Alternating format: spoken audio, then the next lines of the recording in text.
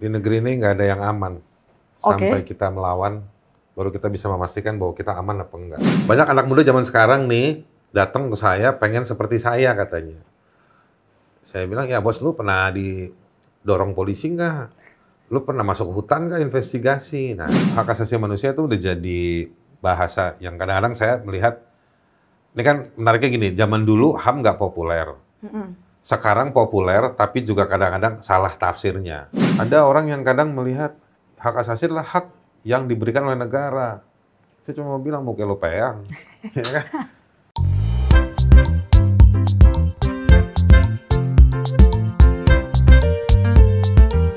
Hai Sobat Pantau, balik lagi bersama Afila Bukti di sini di Pantau Podcast. Pada hari ini kita berkesempatan untuk berbicara langsung, sharing langsung bersama salah satu aktivis HAM yang sangat populer di Indonesia, tetapi beliau juga sangat kontroversi. Beliau adalah Bang Haris Azhar. Selamat pagi, Bang. Pagi, Vila. Sehat ya, Bang? Alhamdulillah. Despite dengan semua yang kasus telah terjadi ini masih aman? Semangatnya masih berkoar-koar kah? Di negeri ini nggak ada yang aman. Oke. Sampai kita melawan, baru kita bisa memastikan bahwa kita aman apa enggak. Dengan kasus ini berarti ya Bang Haris lagi melawan ya? Kalau kasus mah emang karena saya juga lawyer, punya kantor hukum, jadi ya, dan juga salah satu bentuk kalau untuk urusan-urusan hak asasi manusia kita kan ngurusnya juga lewat cara penanganan hukum ya. Betul. Jadi ya apa yang menyerang ke saya hari ini ya saya anggap sebagai bagian dari pekerjaan atau bagian dari passion saya soal hak asasi manusia untuk kontribusi buat masyarakat yang lebih luas ya. Ngomong-ngomong soal hak asasi manusia, passion Bang Haris ini sangat kuat. Kita bisa lihat secara harfiah lah. Kenapa dari dulu tuh ketertarikannya sebegitu kuatnya sih dengan hak asasi manusia, Bang? Dimulai dari mana sebenarnya? Dimulainya? Waduh, mulainya udah lama ya. Ini tahun berapa? 2023. Udah hampir lebih dari 25 tahun.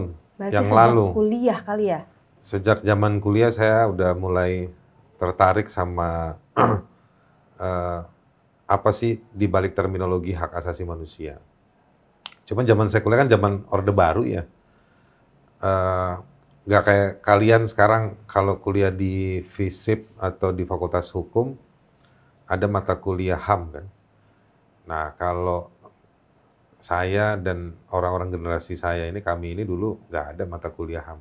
HAM itu dibahas hanya sedikit kalau di hukum internasional atau di hukum tata negara atau hukum tentang warga negara gitu ya.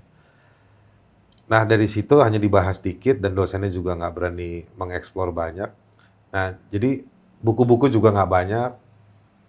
Dulu pertukaran informasi, kita belajar HAM-nya itu, tahu HAM-nya. Kalau kamu tidak di wilayah konflik, maka kamu tahunya harus dari orang ke orang.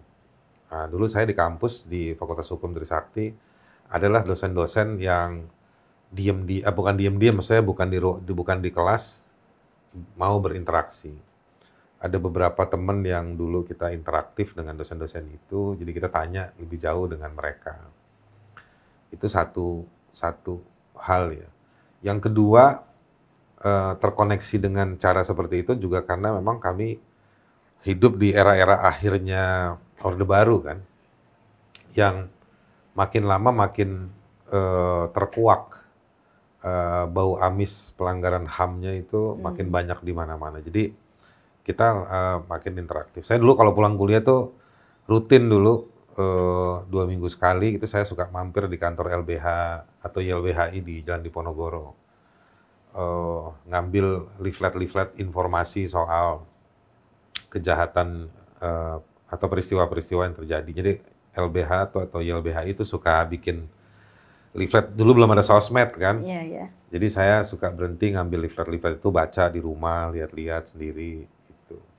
Jadi nggak tahu kenapa ya ke situ. Ketertarikan aja berarti ya? Mungkin karena Iya. sama keterbatasan informasi aja sih Bang. Karena keterbatasan informasi, terus mungkin penasaran, Iya. dikelilingi juga dengan ya bau amis itu yang kecium. Iya, tiap karena harinya. kalau saya dulu dari sejak SMA saya rajin baca koran. Hmm. Tiap hari tuh bapak saya suka pulang sore bawa koran, jadi saya rajin baca. Jadi ngikutin gitu, tapi juga cari informasi lain. Ya kayak gitulah. Tapi keluarga sendiri kalau mungkin dari ayah, dari ibu, atau dari keluarga ada memang yang aktif kah jadi aktivis HAM sampai memang dijadikan pekerjaan profesional lah seperti Bang Haris sekarang? Bapak saya pedagang, ibu saya ibu rumah tangga. Tapi ya apa namanya, mereka orang yang kalau ngedidik anak apa namanya, cukup disiplin, santai, disiplin, tapi juga nggak macem-macem. Mereka ngasih contoh soal apa namanya, mesti jujur, dan saya lihat mereka tuh jujur mempraktekkan, nggak pernah diskriminatif. Artinya kalau di satu tempat, di satu situasi dengan orang A, mereka mengatakan A, atau mereka mengatakan sesuatu dalam konstelasi yang serupa kepada orang lain, di tempat lain, di waktu lain, mereka juga tetap seperti itu. Jadi saya terbiasa dengan konsistensi ibu bapak saya itu, terutama ibu saya ya, dia orangnya sangat konsisten, orangnya sangat disiplin. Jadi mungkin itu bawaan alamiah kami, didikan alam bawah sadar yang seperti itu. Jadi ya mungkin itu juga faktor. Termasuk konsep hidup seperti itu siap ibu saya hadapi ketika harus berhadapan dengan siapapun. Misalnya nggak cuma dengan urusan keluarga, tapi ketika urusan sama polisi. Jadi saya waktu itu kecil pernah lihat ibu saya kena rekayasa kasus polisi yang mau nilang ibu saya, yang ibu saya merasa saya nggak ngelanggar apa-apa gitu, dan dia bertahan. Ada aja ya seperti itu juga. Dulu lebih ada banget, bukan ada aja dulu zaman Soeharto kan. Karena kan setahu saya kan yang Bang Haris tadi bilang, misalnya ibu rumah tangga, apa urusannya juga sebenarnya? Ya biasa, maksudnya ada urusan cemen-cemen lah di lapangan. Zaman itu polisi ada yang minta mau cari uang di jalanan kan, caranya kayak gitu. Dipikir lihat ibu-ibu gitu kan. Nah saya waktu kecil lihat ibu saya, dia argumentasi, dia lawan, dia nggak takut kayak gitu-gitu. Cuman berdua sama anak kecil gitu. Jadi saya ngelihat bagaimana misalnya praktek itu dijalankan. Jadi antara apa yang dijalankan dengan apa yang diyakini itu sepadan sepadu. Nah itu mungkin yang terbiasa paling nggak buat saya ya, di keluarga untuk ngelihat seperti itu. Jadi ada pendidikan yang dari dalam rumah, ada proses pencarian saya, dan saya juga akhirnya ketemu orang yang saya anggap guru yang sangat rileks, tapi namanya Munir gitu ya, yang apa namanya, artikulasinya bagus, punya pengalaman bagus, tapi dia juga menunjukkan kepada kita bahwa dia juga lagi belajar. Gitu. Nah, terus kita ada di Kontras waktu itu. Kontras itu buat saya tuh kayak fakultas hak asasi manusia gitu. Kerja sambil belajar, belajar sambil kerja gitu. Makanya anak-anak Kontras itu selain bekerja pasti mereka membaca, menulis. Jadi ya belajar lah. Jadi makin lama makin mendalami soal hak asasi manusia. Bang Haris, karena tadi kita banyak bicara soal keluarga. Bang Haris mungkin pada akhirnya berkeluarga, lalu bagaimana sebenarnya pandangan keluarga sih Bang Haris sekarang menggeluti hak asasi manusia, menjadi aktivis HAM, jadi akan bergesekan terus-menerus dengan mungkin pihak-pihak sang penguasa dan lain-lain. Itu menurutnya bagaimana Bang Haris? Pendapat mereka? Apalagi sekarang yang jadi gede nih. Apa sih kalau keluarga besar saya sih secara umum mereka mendukung ya. Mendukung dalam artian tuh bukan ngirim spanduk dukungan gitu, bukan. Cuman ya di hari-hari begini ya mereka sadar ya bahwa hak asasi itu isu penting. Betul. Jadi konsistensi saya di tengah keluarga, bahkan di tengah teman-teman, menunjukkan bahwa ya dulu-dulu nggak gampang kerja kayak begini. Jadi bisa dikatakan sekarang gampang, Mas? Masalahnya begini, kerja seperti jadi aktivis dulu ya, waktu masih muda-muda, di zaman yang juga tidak terlalu bersahabat dalam pendekatan industri, itu ya dianggap enteng. Dulu ada banyak teman saya, lu kerja apaan sih, lu ngapain sih? Gitu. Ini duitnya dari, lu dapat duit apa enggak? Gitu. Lu bisa hidup kayak begini-gini gitu. Nah, Tapi termasuk di keluarga juga begitu. Bahkan dianggap ya ini anak muda lah, maksudnya lagi bandel nih, ya kan, lagi bengal nih, jadi jiwa mudanya ntar juga insaf gitu.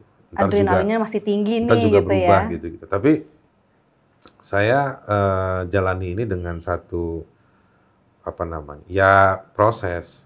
Banyak anak muda zaman sekarang nih datang ke saya pengen seperti saya katanya. Saya bilang, ya bos, lu pernah didorong polisi nggak? Lu pernah masuk hutan nggak investigasi? Nah, jangan ngelihat saya hari ini. Terus saya bilang, kamu umur berapa sekarang? Umur 25 bang. Ya, kamu mesti ngecek waktu saya umur 25, saya ngapain? Kamu umur berapa sekarang? Saya umur 30. Kamu mesti ngecek waktu saya umur 30, saya ngapain? Jadi, jangan kamu umur 30, mau kayak saya sekarang yang udah hampir 50. Ya nggak bisa, saya bilang. Bang Haris nanya nggak waktu itu? Ya, saya kasih tahu begitu. Jadi saya bilang, orang itu ada prosesnya. Betul. Gitu.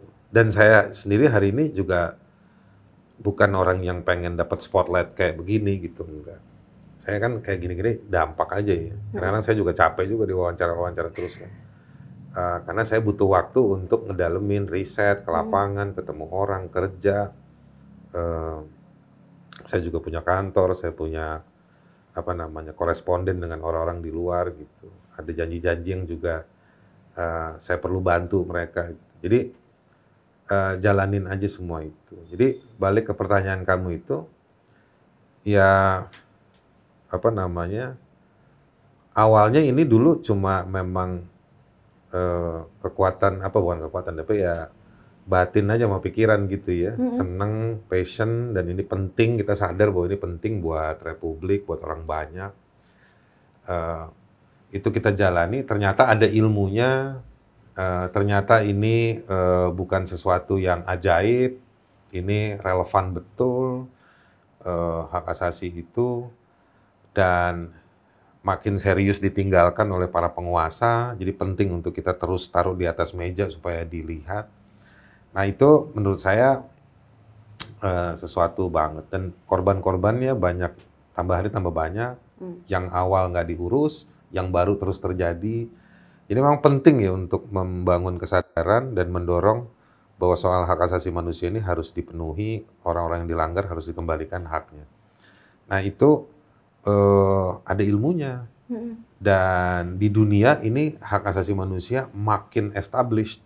Betul. Bahkan di dunia industri, dunia bisnis, sekarang mereka terpojok oleh hak asasi manusia.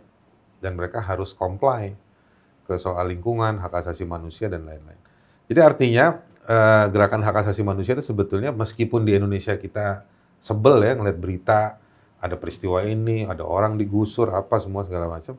Tapi sebetulnya bangunan knowledge dan juga kerja-kerjanya makin meluas. Kesadarannya makin meluas, makin dalam.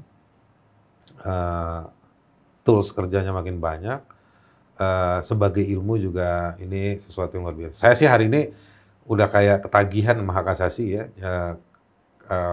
analoginya. Saya jadi udah kayak hobi melihatnya gitu. Jadi apakah ini satu tempat kerja? Iya. Saya pernah sekolah soal HAM, saya bergaul sama orang-orang di luar negeri, saya lihat mereka profesional dan serius, dibayar cukup baik, atau mereka bikin sesuatu yang kemudian menghasilkan sesuatu yang bisa mereka pakai untuk hidup, meskipun itu bukan tujuan tapi sebagai sebuah dampak, dan mereka membuat mereka jadi lebih dalam dan lebih serius juga pada isu hak asasi manusia. Nah, jadi hak asasi manusia itu bukan sekedar aktivisme demo kan sekarang. Kadang-kadang orang menganalogikan, mengasumsikan, oh lu kerja di bidang HAM, berarti lu pernah demo dong. Terus saya bilang, kalau lu nggak pernah demo, berarti lu pelanggar HAM dong. Gitu. Jadi asumsi-asumsi begitu salah sebetulnya. Jadi saya kenal banyak orang yang kerja di bidang hak asasi nggak pernah demo, tapi kontributif baik juga dengan cara-cara yang makin variatif. Ya. Ini menarik kok soal hak asasi. Dia penting, tapi juga menarik dan ini meluas. Gitu. Meluas. Karena tadi ke-mention juga perbandingan dulu dan sekarang. Kalau menurut Bang Haris sendiri kalau HAM di Indonesia sekarang apakah ada perubahan yang besar kah dalam ya menanggulanginya mungkin? Kalau secara kultural ya, terutama di budaya pop, hak asasi manusia itu udah jadi bahasa yang kadang-kadang saya melihat, ini kan menariknya gini, zaman dulu HAM nggak populer. Sekarang populer, tapi juga kadang-kadang salah tafsirnya. Digunakan secara salah. Dalam arti? Saya lagi ngobrol nih, ditoyor sama temen, terus saya toyor kamu, Villa, terus kamu bilang, Bang, lu ngelanggar HAM gue. Ntar dulu deh, kayaknya nggak begitu. Iya kan? Nah, tapi apa di level, kalau di ilmu budaya tuh sebutnya parol ya, apa namanya, lisan. Di tradisi lisan udah muncul, udah jadi tradisi lisan. Lu ngelanggar HAM gue lu, gitu-gitu. Tapi sebetulnya kan kalau dari ilmu bahasa ada bahasa-bahasa yang konteksnya bercanda gitu. Itu oke, nggak ada masalah. Jadi kesadaran itu meningkat. Nah, dibandingkan dulu. Tetapi memang kesadaran yang sebenarnya memang ada hal-hal yang kita nggak bisa, belum benar-benar sadar soal HAM. Gitu. Jadi misalnya ketika orang dijadikan korban dari sama temen ditoyor, lu bilang pelanggaran HAM.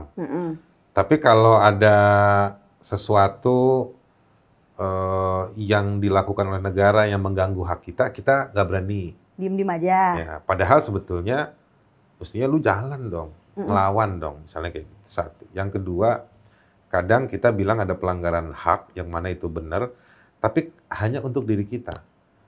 Ketika ada orang lain yang kita anggap berbeda dengan kita, atau yang kita anggap musuh budaya atau musuh politik, musuh identitas kita, kalau dia dapat pelanggaran HAM, terus kita bilang rasain lu, nggak boleh. Gitu. Makanya ini intermezzo dikit ya. Saya nih sama teman-teman yang kerja di bidang HAM sering tuh dituduh komunis, dituduh separatis, pemberontak, dituduh Ahmadiyah, dituduh pendukung homoseksual. Waduh. Kamu bilang waduh, kalau saya sih alhamdulillah dituduh-tuduh begitu. Kenapa dituduh liberal? Jadi kita kadang-kadang suka lucu. Bulan lalu kita dituduh komunis. Sekarang apa? Dituduh liberal. Padahal komunis sama liberal kan nggak ketemu. Iya. Gitu. Nah, kenapa kami dituduh-tuduh seperti itu? Ini nanti mau balik ke poin kamu tadi itu. Karena kita melihat ketika misalnya kita advokasi korban-korban peristiwa 65 yang mereka katanya anggota Partai Komunis Indonesia atau orang yang digolongkan sebagai bagian dari PKI, kan mereka manusia juga. Betul. Betul nggak? Betul. Kan di konstitusi kita nggak dibilangin tuh mengakui hak asasi manusia yang non PKI, kan nggak ada. Manusia juga, sama-sama. Selama mereka itu semua masih manusia, bukan kodok, ya kan, bukan codot, bukan pohon mangga, ya mereka subject to be protected. Ya. Itu satu. Yang kedua, saya ngomong kodok, saya ngomong pohon. Tafsir hak asasi manusia hari ini bahkan bukan cuma pada manusianya, tapi pada kehidupannya. Jadi kalau di sampingnya ada pohon mangga, di sampingnya ada si kodok tadi itu juga harus dilindungi. Karena itu adalah variabel pendukung buat kehidupan itu. Betul. Sih. Gara-gara kita nggak menghormatin lingkungan, nggak menghormati manusia, inilah sekarang akibatnya kita dapat panas. Ya kan? Karena pragmatisme tadi itu, negara salah urus terus kita diem tadi. Ya kan? Kita yang sekarang misu-misu, tinggal ngechat, tinggal bikin postingan, panas nih, apa nih segala macam. Itu gara-gara kita nggak peduli, nggak mau keluar dari batas kenyamanan kita. Karena mungkin banyak orang yang menganggap itu bukan bagian dari urusan saya, mungkin kayak gitu, Bang. Nggak bisa, itu urusan kalian. Gitu. Nah, jadi itu situasinya gitu. Tapi saya mau balik ke poinnya Villa tadi, apa sih soal kondisi sekarang itu sebenarnya seperti apa? Kondisi Bang? Sekarang itu ya kemajuan-kemajuan itu ada. Nah, hak asasi manusia itu dia merekomendasikan dua hal. Mm-mm. Satu yang namanya, tadi kan kita ngomong budaya dan masyarakat ya. Iya. Tapi sebetulnya ada satu lapis yang penting, itu lapis negara dan hukum. Orang suka menganggap bahwa udahlah kita ngelawan negara, mau dia deh, gitu, ya kan? Dalam teorinya nih, dan dalam nilainya, negara dan hukum diciptakan karena ada hak asasi manusia. Jadi hukum itu adalah instrumen untuk balancing hak kamu dan hak saya dan hak publik luar. Untuk mengaturnya, kita butuh satu institusi atau aktor. Hadirlah negara di situ. Negara. Bukan, jadi jangan terbalik. Ada orang yang kadang melihat hak asasi adalah hak yang diberikan oleh negara. Saya cuma mau bilang, mau lo peyang. Ya kan? Gitu. Apa kalau besok negara ini bubar, negara bisa bubar kan? Bisa aja. Bisa. Kan ada orang bilang NKRI harga mati. Maksudnya apa? Gitu. Nah, ya kan? Apa emang dari waktu Adam diciptakan NKRI udah ada? Kan enggak. Enggak. Jadi pernah diciptakan. Punya historis. Nah, hati-hati, dia juga bisa bubar. Bisa bubar secara formal, bisa bubar secara substansial. Oke? Ya. Nah, jadi kalau negara bubar, apa saya boleh datang ke rumah Villa, minta hidung kamu saya bikinin jadi kalung? Kan pasti kamu punya pasal namanya pasal rasa sakit. Iya. Itu satu. Yang kedua yang lebih penting, kalau hidung kamu saya ambil, ada dignity di situ, martabat.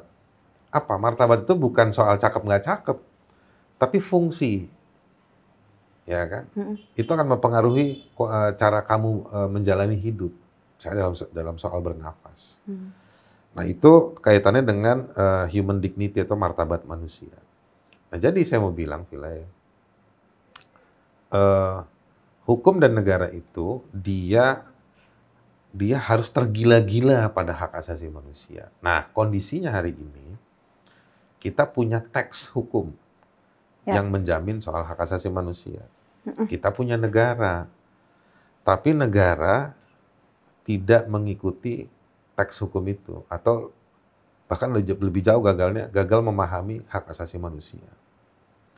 Hak asasi manusia dia nggak tersandra oleh teks hukum, tapi dia melihat pada kepentingan si manusia, terutama mereka yang selama ini dinegasikan, orang-orang yang dipinggirkan, orang-orang yang dikalahkan. Ada yang bilang, tapi aturannya emang nggak harus ngelindungin mereka.